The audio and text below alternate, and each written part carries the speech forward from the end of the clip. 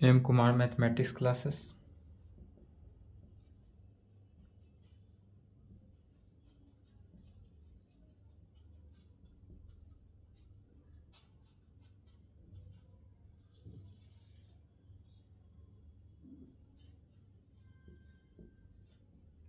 दो मई हो गया, 2/5/23।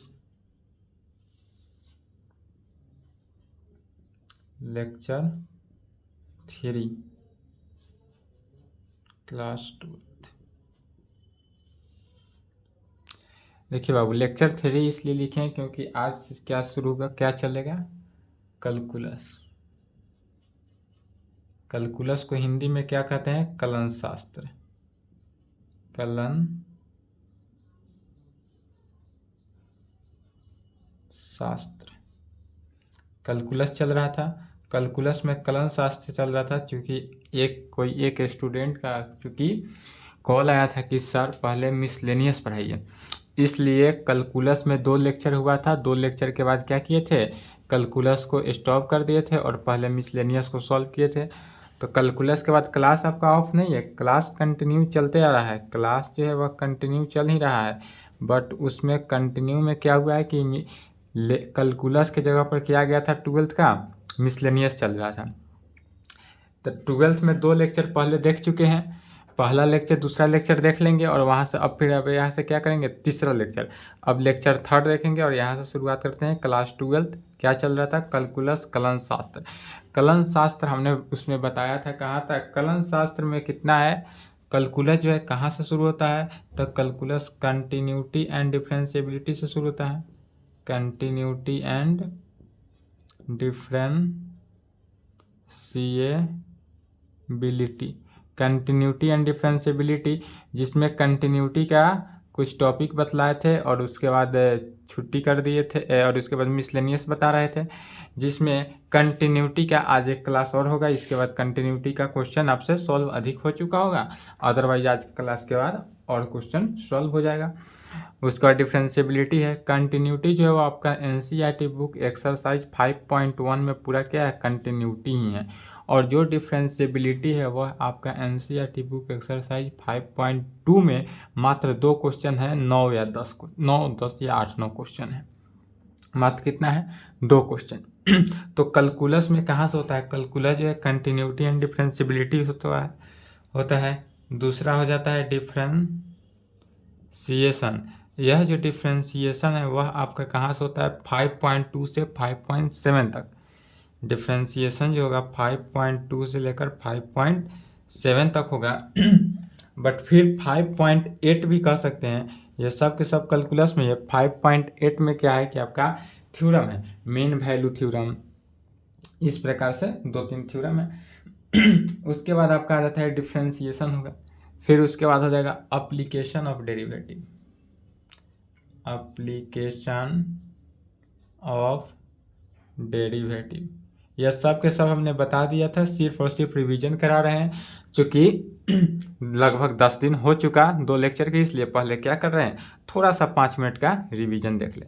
उसके बाद आपका आएगा application of derivative. Application of derivative जो है वह 6.1 से लेकर 6.5 तक आता है। सब के सब किस चीज़ में आता है, कैलकुलस के अंडर ही होता है।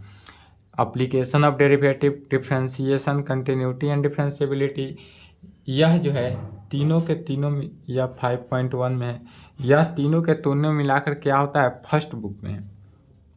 यह फर्स्ट वॉल्यूम कहें या फर्स्ट बुक कहें उसमें है। और उसके बाद एप्लीकेशन ऑफ डेरिवेटिव के बाद आ जाता है इंटीग्रेशन पढ़ना होता है। इंटीग्रेशन को हिंदी में कहते हैं समाकलन। यह जो है बहुत है, एक्सरसाइज 7.1 से लेकर 7.11 तक है। हमने चूँकि एनसीईआरटी बुक ही लेकर चला है, एनसीईआरटी बुक तो कंपल्सरी एकदम यह चलेगा ही चलेगा। अदर बुक भी आप बनाइए, अदर बुक बनाइए, अदर बुक में कहीं से कोई परेशानी हो, कोई कन्फ्यूजन हो, कोई डाउट, दिक्कत या कहीं समझने में दिक्कत एनसीईआरटी बुक से ही, तो आप इस नंबर पे मैसेज कर सकते हैं, कॉल भी कर सकते हैं, उसके लिए आप फ्री हैं। चलिए, तो फिर इंटीग्रेशन 7.1 से कहाँ तक, 7.11 तक जाएगा। उसके बाद जब इंटीग्रेशन हो जाएगा उसके बाद आ जाता है फिर एक एप्लीकेशन ऑफ इंटीग्रल। इसके बाद क्या आ जाता है application of integral. Application of integral जो है वह आपको एनसीईआरटी बुक या सिर्फ और सिर्फ किसका सिलेबस बता रहे हैं, एनसीईआरटी बुक का सिलेबस बता रहे हैं। तो एप्लीकेशन ऑफ इंटीग्रल जो है वह एक्सरसाइज 8.1 से लेकर 8.2 तक जाएगा। 8.1 से 8.2 अधिक नहीं है। उसके बाद आता है डिफरेंशियल इक्वेशन। उसके बाद क्या आ जाता है डिफरेंशियल इक्वेशन। डिफरेंशियल इक्वेशन जो है वह आपको मिल जाएगा 9.1 से लेकर 9.6 में। यदि आप ध्यान से देखेंगे और यह जो है इंटीग्रेशन से यह क्या किस में मिलेगा आपको, सेकेंड वॉल्यूम कहें या सेकेंड बुक में कहें। तो यदि आपने डिफ्रेंसिएशन ना पढ़िएगा तो आपसे एप्लीकेशन ऑफ डेरिवेटिव नहीं बनेगा, क्योंकि एप्लीकेशन ऑफ डेरिवेटिव के प्रत्येक क्वेश्चन में डिफ्रेंसिएशन का यूज है। फिर इंटीग्रेशन के प्रत्येक क्वेश्चन में, इंटीग्रेशन का प्रत्येक क्वेश्चन में डिफ्रेंसिएशन का यूज है। एप्लीकेशन ऑफ इंटीग्रल में प्रत्येक क्वेश्चन में इंटीग्रल का यूज है। क्या बोल रहा है कि एप्लीकेशन ऑफ डेरिवेटिव, मतलब कि डिफ्रेंसिएशन को ही डेरिवेटिव ही बोलते हैं। जब पढ़ाएंगे डिफ्रेंसिएशन तो बताएंगे कि एप्लीकेशन ऑफ डेरिवेटिव मतलब कि डिफ्रेंसिएशन का प्रयोग करके ही क्वेश्चन को सॉल्व करना है। एप्लीकेशन ऑफ इंटीग्रेशन को प्रयोग करके ही इसका क्या करना है, सॉल्यूशन करना है। उसके बाद आता है डिफरेंशियल इक्वेशन। डिफरेंशियल इक्वेशन क्या है कि डिफरेंशियल इक्वेशन में हो जाता है कि डिफरेंशिएशन भी और इंटीग्रेशन भी, डिफरेंशिएशन और इंटीग्रेशन दोनों मिलाकर क्या बन जाता है डिफरेंशियल इक्वेशन। दोनों का यूज है डिफरेंशियल इक्वेशन में। यहाँ तक इसमें क्या बताए थे कि left hand limit and right hand limit.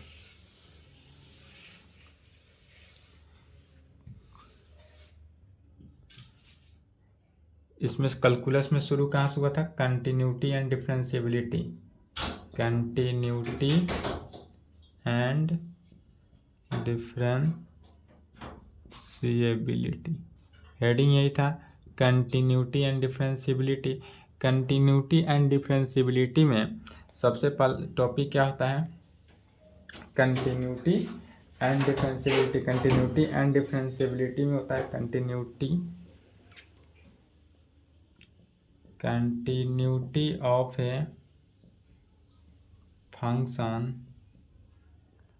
fx at point x is equal to a पर। क्या है कि यह continuity of a function fx है। कोई भी फंक्शन यदि हमारा x हो, fx हो कोई फंक्शन, इसका कंटिन्यूटी बताना है किस पॉइंट पे, at x is equal to a पे। तो इसमें हमने क्या बताया था, इसमें दो कंडीशन। पहला कंडीशन बताया था लेफ्ट हैंड लिमिट, LHL का फुल फॉर्म क्या होता है, left hand limit. Left hand limit क्या होता है, यदि इस प्रकार से हो कोई limit h tends to zero, limit x tends to zero, यदि इस प्रकार से कोई फंक्शन हो limit x tends to zero function of fx, यह कोई लिमिट हो और इसका लेफ्ट हैंड लिमिट अगर निकालना हो, यह क्या हो लिमिट हो, इफ यदि यह कोई लिमिट हो देन तब लेफ्ट हैंड लिमिट अगर कहा जाए निकालने के लिए, तो लेफ्ट हैंड लिमिट कैसे निकालेंगे, तो लेफ्ट हैंड लिमिट निकालने के लिए कहेंगे इस प्रकार से भी निकालते हैं लिमिट, यदि यह जो फंक्शन है फंक्शन के रेस्पेक्ट में लिमिट फंक्शन fx x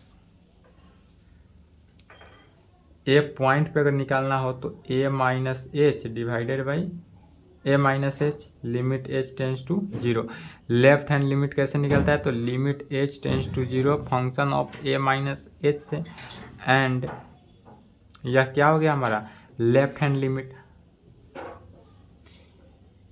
इस प्रकार से सबसे पहले क्या निकालते हैं left hand limit. Left hand limit निकालते हैं limit h tends to zero function of a minus H पे, किस पॉइंट पे, a पॉइंट पे, and right hand limit. Right hand limit कैसे निकालेंगे, तो राइट हैंड लिमिट के लिए कहेंगे limit h tends to zero function of a plus H से। क्या यहाँ पर अगर a माइनस एच से निकाले तो लेफ्ट हैंड लिमिट, और a प्लस एच से निकालेंगे तो राइट हैंड लिमिट। उसके बाद था लेफ्ट हैंड लिमिट को क्या होना चाहिए, एग्जिस्ट करना चाहिए। लेफ्ट हैंड लिमिट भी एग्जिस्ट करना चाहिए एंड राइट हैंड लिमिट भी क्या होना चाहिए, एग्जिस्ट करना चाहिए। यदि लेफ्ट हैंड लिमिट एग्जिस्ट करता हो और राइट हैंड लिमिट एग्जिस्ट करता हो, क्या होगा, यदि लेफ्ट हैंड लिमिट एग्जिस्ट करता हो एंड राइट हैंड लिमिट भी एग्जिस्ट करता हो, तब उस कंडीशन में क्या निकालेंगे कि सबसे पहले निकालेंगे left hand limit. Left hand limit अर्थात लिमिट, लेफ्ट हैंड लिमिट का मीनिंग क्या हुआ, limit H tends to 0 f a minus h, यह लेफ्ट हैंड लिमिट हुआ। इज इक्वल टू, यह इक्वल होना चाहिए किसके, राइट हैंड लिमिट के, limit H tends to 0 function of a plus h. यदि left hand limit right hand limit के equal होगा तब इस कंडीशन में एक और केस इक्वल होगा, वह क्या होगा, तो limit x tends to a function of f x. X tends to a क्यों लिखे, क्योंकि यह फंक्शन जो है वह किस पे चेक कर रहे हैं, ए पे। जैसे कि अगर मान लीजिए कोई 3 व्यक्ति हो, यदि मान लेते हैं कि यह कोई 3 व्यक्ति है, पहला व्यक्ति है, दूसरा व्यक्ति है, तीसरा व्यक्ति है, क्या है, पहला व्यक्ति है, दूसरा व्यक्ति है, तीसरा व्यक्ति है। पहला का नाम दे देते हैं, जैसे कि हो गया रोहन, तीसरा हो गया सोहन, चौथा हो गया मोहन। यदि रोहन, सोहन और मोहन तीनों व्यक्ति को देखा जाए, ध्यान से समझेंगे पहले कि अगर पूछा जाए इसका कि रोहन जो है, रोहन वह सोहन से 2 वर्ष अधिक है, रोहन का उम्र जो है वह सोहन के उम्र से 2 वर्ष अधिक है, तो यह किस पे डिपेंड कर रहा है, सोहन की उम्र से। यदि कहा जाए रोहन का उम्र मोहन के उम्र से 2 वर्ष अधिक है, तो यह किस पे डिपेंड किया, मोहन की उम्र से। तो जो यह मोहन का उम्र उपयोग हुआ, यदि कहे क्या कि मोहन का उम्र से 2 वर्ष अधिक है सोहन का उम्र, और सोहन के उम्र से 2 वर्ष अधिक है रोहन का उम्र, तो इसमें क्या डिपेंड किया, मोहन का उम्र। तो सबसे पहले मोहन का उम्र जो है वह निकालेगा। तो मोहन का उम्र जो है उसी पॉइंट पे हो रहा है जिस पॉइंट पे x is equal to a पर कंटिन्यूअस है या नहीं है। यदि यह तीनों आपस में बराबर हो गया, left hand limit, right hand limit and f0, अर्थात इसी को कहते हैं डेट इज कि left hand limit is equal to right hand limit is equal to F है। अगर आपस में तीनों के तीनों टर्म क्या हो, इक्वल हो, तब इस कंडीशन से क्या होता है, यह जो एफ एक्स है यह क्या होगा, कंटिन्यूअस होगा। फंक्शन हमारा फंक्शन एफ एक्स क्या होगा, कंटिन्यूअस होगा। अदरवाइज हमारा फंक्शन एफ एक्स क्या हो जाएगा, डिसकंटिन्यूअस होगा। तो यह तो हमने पिछले लेक्चर में इतना तक बता दिए थे।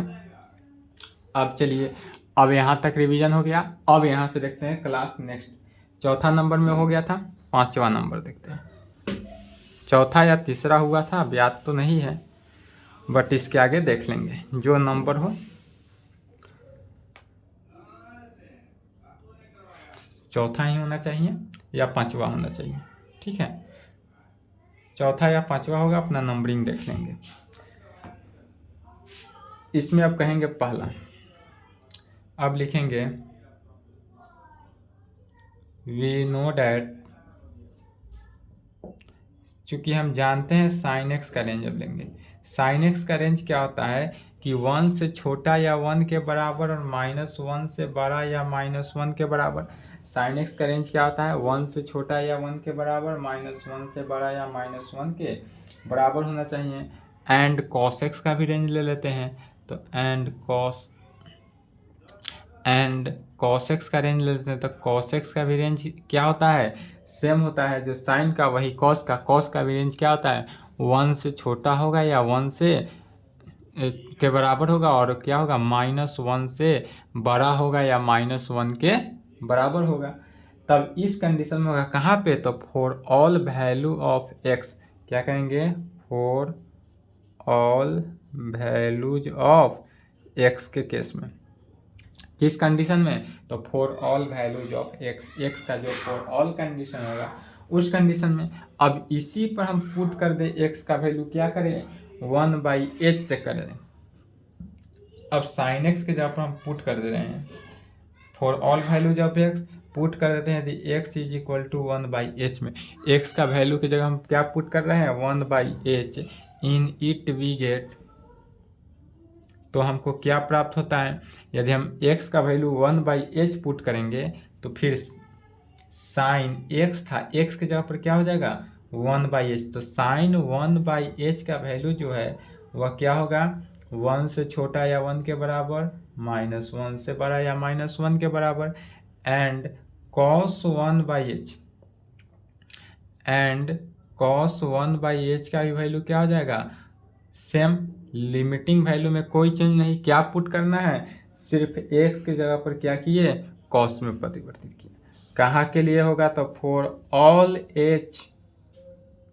ऑल वैल्यूज ऑफ h के लिए होगा, बट यहाँ पर एक कंडीशन होगा कि h का वैल्यू जो है वह नॉट इक्वल टू 0 होगा।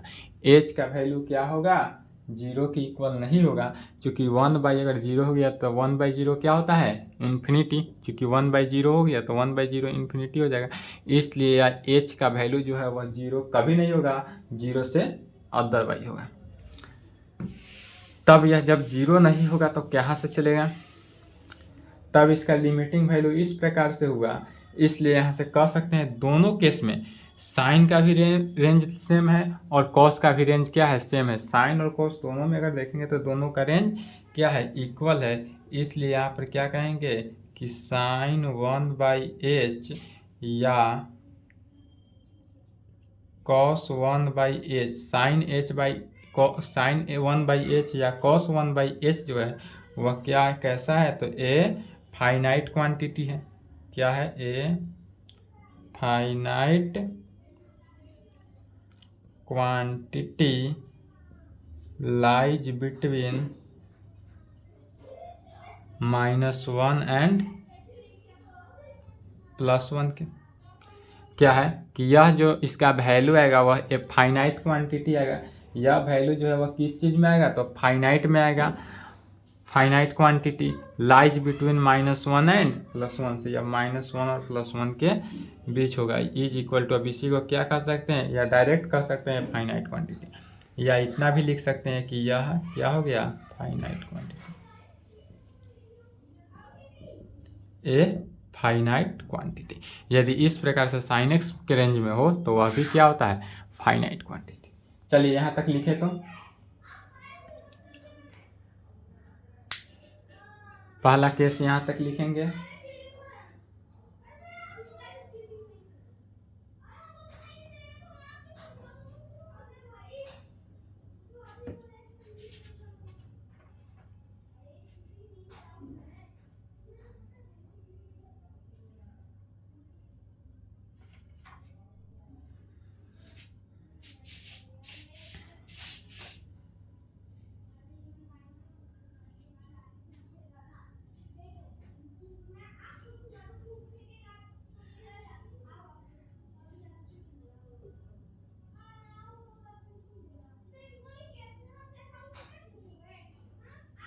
चलिए लिख लिए, नहीं लिखे तो वीडियो रोक लेंगे, यदि नहीं लिखे तो वीडियो रोक लेंगे। चलिए अब इसी में क्या करेंगे कि इसी में क्या करना है कि लिमिट ले लेना है।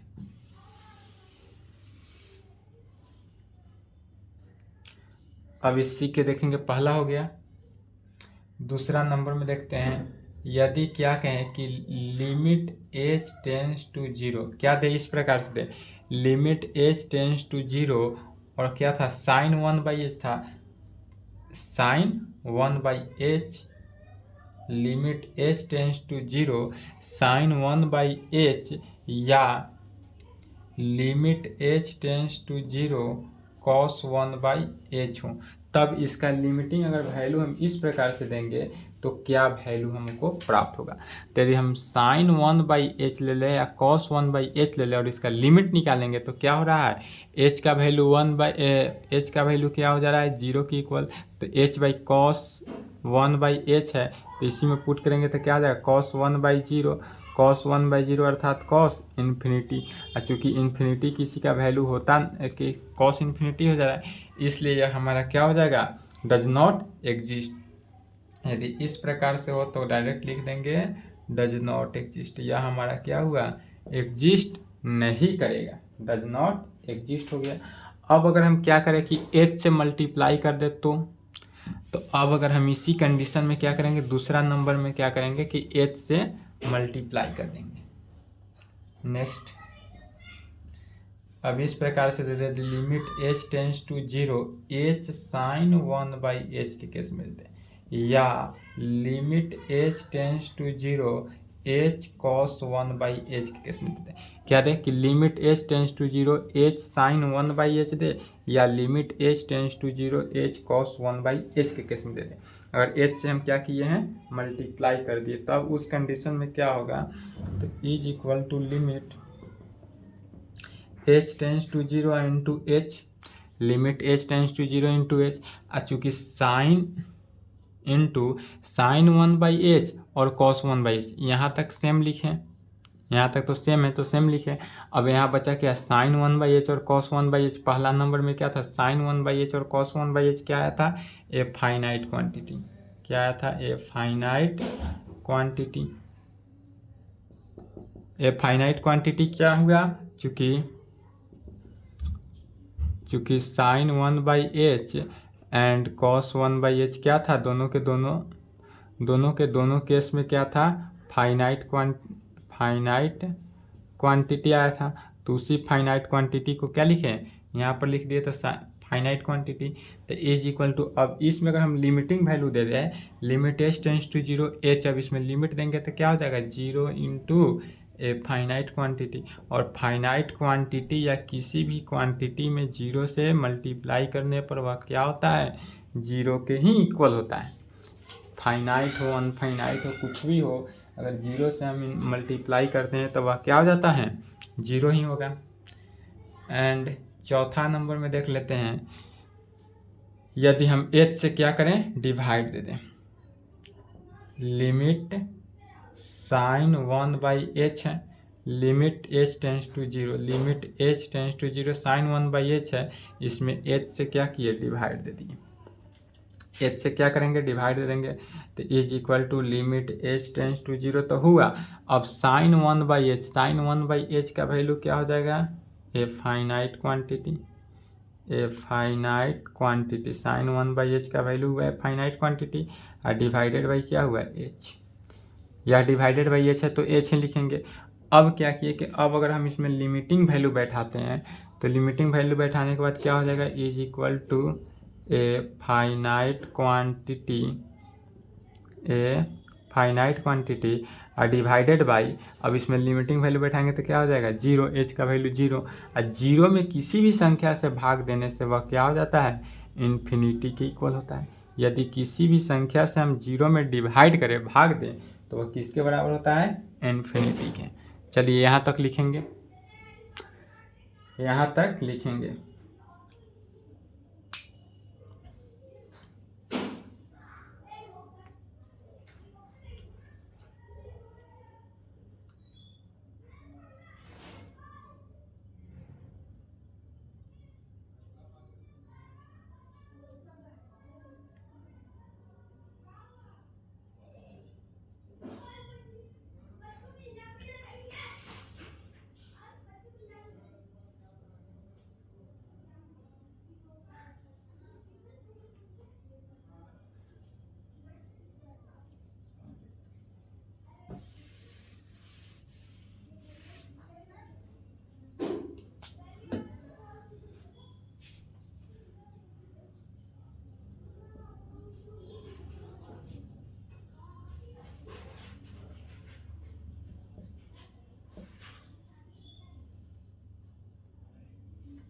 चलिए लिख लिए, नहीं लिखे तो वीडियो रोक के लिखे, तो वीडियो रोक के लिख ले। चलिए अब देखते हैं, नेक्स्ट है मॉडुलस फंक्शन। तो मॉडुलस फंक्शन किसे कहेंगे, लिखेंगे the modulus function of x, the modulus function of x, क्या कहेंगे, the modulus function of x is denoted by, modulus function को किस तरह डिनोट किया जाता है, तो मॉडुलस ऑफ एक्स इस प्रकार से डिनोट करेंगे, the modulus function of x. यदि मॉडुलस फंक्शन ऑफ एक्स जो है उसको किस तरह से डिनोट करते हैं, तो मॉडुलस ऑफ एक्स इस प्रकार से डिनोट करते हैं, एंड इज, फिर कहेंगे उसके बाद एंड इज ऑब्टेन्ड बाई, इस प्रकार से डिनोट करते हैं, एंड इज ऑब्टेन्ड बाई, इसको डिफाइंड या defined by, and is defined भी कह सकते हैं, डिफाइंड बाई। और इसको डिफाइंड कैसे किया जाता है, मैंने इसका ज्ञात कैसे किया जाता है, तो मॉडुलस ऑफ एक्स, यहाँ पर ध्यान से देखेंगे क्या हुआ, यह मॉडुलस हुआ। यदि यह एक्स के अंदर डबल लाइन देती है तो इस प्रकार से क्या हुआ, मॉडुलस हुआ। इसको मॉडुलस को इस प्रकार से डिनोट करते हैं, तो मॉडुलस ऑफ एक्स जो है वह इज इक्वल टू हो गया, किसके इक्वल होगा, तो एक्स हो सकता है। मॉडुलस ऑफ एक्स जो है मॉडुलस के अंदर एक्स हो सकता है, यह जीरो भी हो सकता है, पॉजिटिव टर्म हो सकता है, या जीरो के बराबर भी हो सकता है, या नहीं हुआ तो निगेटिव टर्म में भी आ सकता है, मतलब कि प्लस एक्स भी हो सकता है। यदि 5 का मॉडुलस निकाला जाए तो 5 भी हो सकता है, -5 भी हो सकता है, बट एक्स के टर्म में एक्स हो सकता है, मैंने एक्स मैंने क्या होगा, पॉजिटिव टर्म हो सकता है, जीरो के केस में भी हो सकता है और -x के केस में भी हो सकता है। तीनों केस में कोई एक केस में होगा, तो जीरो एक्स के केस में कब होगा, पॉजिटिव कब होगा, तो इफ यदि x का वैल्यू जो है वह जीरो से बड़ा हो, यदि x का वैल्यू जीरो से बड़ा होगा तो उस केस में क्या होगा, मॉडुलस ऑफ x जो है x होगा। मॉडुलस ऑफ x कब होगा, जब x का वैल्यू जीरो से बड़ा होगा। फिर मॉडुलस ऑफ x जो है वह जीरो कब होगा, तो इफ़ यदि x का वैल्यू जीरो के इक्वल हुआ, यदि x का वैल्यू जीरो के बराबर हो जाए, यदि x का वैल्यू क्या हो कि जीरो के इक्वल हो, तो वह क्या हो जाएगा, मॉडुलस ऑफ x क्या हो गया, जीरो। और इफ़ यदि x का वैल्यू जो है वह जीरो से छोटा हो, x लेस देन जीरो हो, x लेस देन जीरो हो अर्थात x का वैल्यू क्या हो, जीरो से छोटा हो, तो उस कंडीशन में क्या कहेंगे कि मॉडुलस ऑफ x जो है वह -x से इक्वल है। क्या है कि मॉडुलस ऑफ x जो है वो -x के इक्वल है। जैसे कि इसको एग्जाम्पल के थ्रू समझेंगे, जैसे कह सकते हैं 2 जो है, यदि मान लेते हैं 2 ग्रेटर देन जीरो है, यहाँ पर क्या है 2 जो है वह ग्रेटर देन जीरो है, दिस इम्प्लाइड, इसका अगर हम मॉडुलस निकालते हैं, मॉडुलस ऑफ 2, तो क्या वह किसके बराबर है, 2 के बराबर होगा। यदि 2 जो है, चूँकि 2 जो है वह क्या है, ग्रेटर देन है जीरो, 2 अगर जीरो से बड़ा है इसलिए हमारा मॉडुलस क्या होगा 2। यही अगर -2 ले लेते हैं, क्या है -2, तो -2 जो है वह क्या है, जीरो से बड़ा है या छोटा है या इक्वल है, तो छोटा है। -2 जो है वह जीरो से छोटा है, तो -2 जीरो से छोटा है, इसलिए मॉडुलस ऑफ -2 जो है, इसलिए मॉडुलस ऑफ -2 जो है वह क्या होता है, तो माइनस होता है। बाहर तो माइनस होता ही है, अंदर क्या है, -2 है, तो -2 is equal to minus minus plus के केस में होगा, बट मॉडुलस के अंदर माइनस था इसलिए यहाँ पर क्या दिए, माइनस देंगे।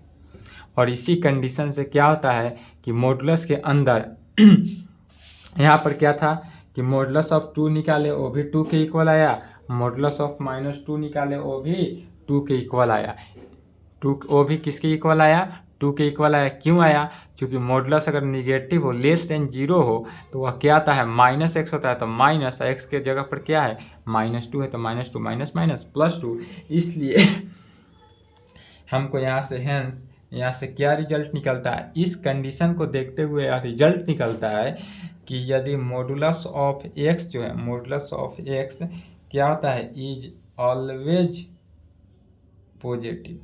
यहाँ से क्या निकलता है कि मॉडुलस ऑफ x जो है वह क्या होता है, ऑलवेज पॉजिटिव ही रहता है, मॉडुलस कभी भी निगेटिव नहीं होता है, मॉडुलस कभी भी निगेटिव नहीं होता है।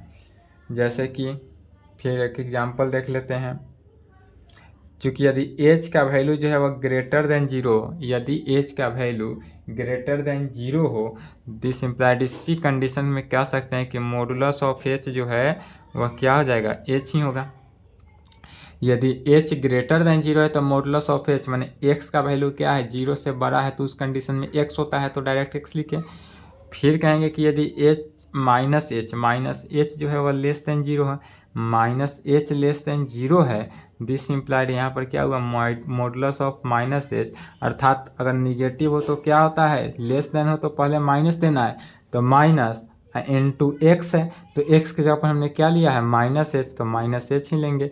अब माइनस माइनस मिलकर क्या बना, प्लस। तो यहाँ से देखें मॉडुलस h जो है अगर जीरो से बड़ा हो, मॉडुलस ऑफ h देखें तो मॉडुलस ऑफ h भी h आया और मॉडुलस ऑफ -h भी h ही आया, अर्थात इस सभी के कंडीशन में क्या होता है कि मॉडुलस के अंदर निगेटिव हो या पॉजिटिव हो तो ऑलवेज पॉजिटिव ही रहेगा, और निगेटिव भी हो तो ऑलवेज पॉजिटिव ही रहेगा। किसी भी केस में क्या कहेंगे, ऑलवेज पॉजिटिव। तो यहाँ से निकल गया रिजल्ट की हैंस यहाँ से क्या कह सकते हैं, तो यहाँ से कह सकते हैं कि मॉडुलस ऑफ एच जो है वह इज इक्वल टू एच कहें, is equal to minus H, is equal to minus H यही निकला। अर्थात कह सकते हैं कि मॉडुलस ऑफ एच जो है H is always positive. H रहे टू माने जो भी रहे, एच रहे एक्स रहे, जो टर्म रहे वह सभी के सभी टर्म क्या होगा, ऑलवेज पॉजिटिव ही होगा। चलिए तो आज के लिए यहीं पर क्लास को स्टॉप करते हैं। अब आपका क्लास जो है वह 30 से 35 मिनट के बीच ही मिलेगा।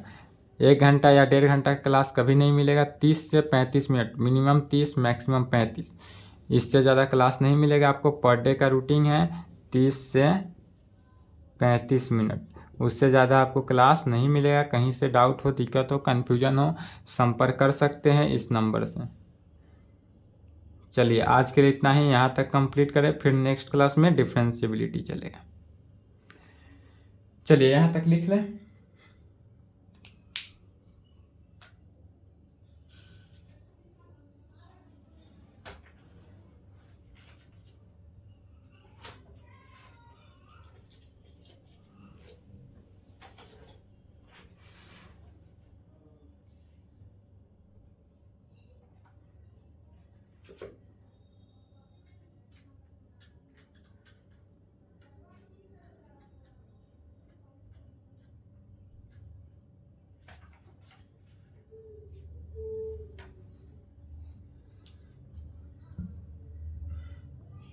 चलिए लिख लिए, नहीं लिखे तो वीडियो रोक के लिख ले।